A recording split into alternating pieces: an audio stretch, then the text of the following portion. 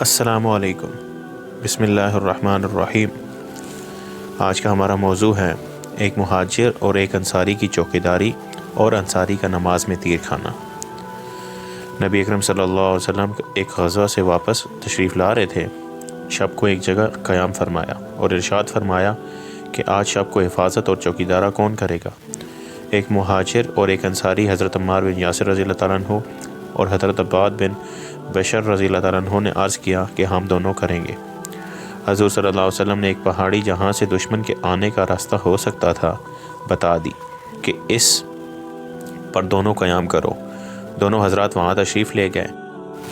وہاں جا کر انصاری نے مہاجر سے کہا کہ رات کو 2 حصوں پر تقسیم کر کے ایک حصے میں آپ سوئے رہیں میں جاگتا رہوں، دوسرے حصے میں آپ جاگے میں سوتا رہوں، کہ دونوں کی تمام رات جاگنے میں بھی یہ احتمال ہے کہ کسی وقت نیند کا غلبہ ہو جائے اور دونوں کی آنکھ لگ جائے۔ اگر کوئی خطرہ جاگنے والے کو محسوس ہو تو اپنے ساتھی کو جگا لیں۔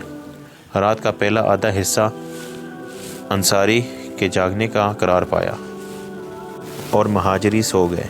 انصاری نے نماز کی نیت باندھ لی۔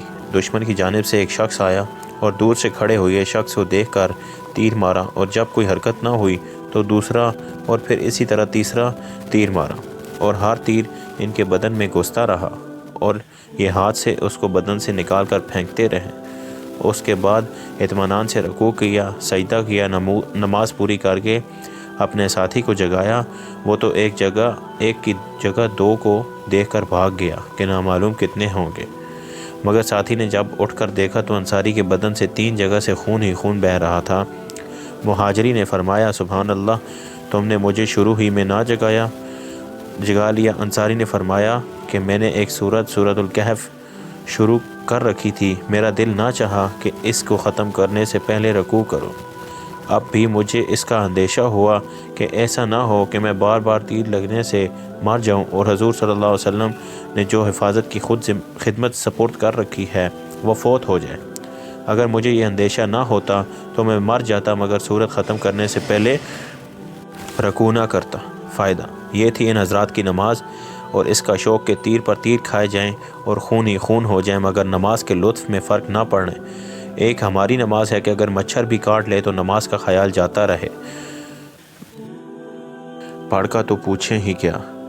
یہاں ایک فقہی مسئلے بھی اختلافی ہے کہ خون نکلنے سے ہمارے امام یعنی امام اعظم رحمۃ اللہ علیہ کے نزدیک وضو ٹوٹ جاتا ہے، امام شافعی رحمۃ اللہ علیہ کے نزدیک نہیں ٹوٹتا۔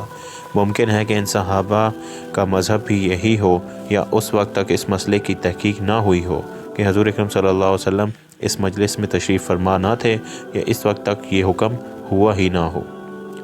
بس میرے بھائی دوستو، جو کچھ پڑھا سنا اللہ پاک اس پر عمل کرنے کی اور دوسروں تک پہنچانے کی توفیق عطا فرمائے، آمین۔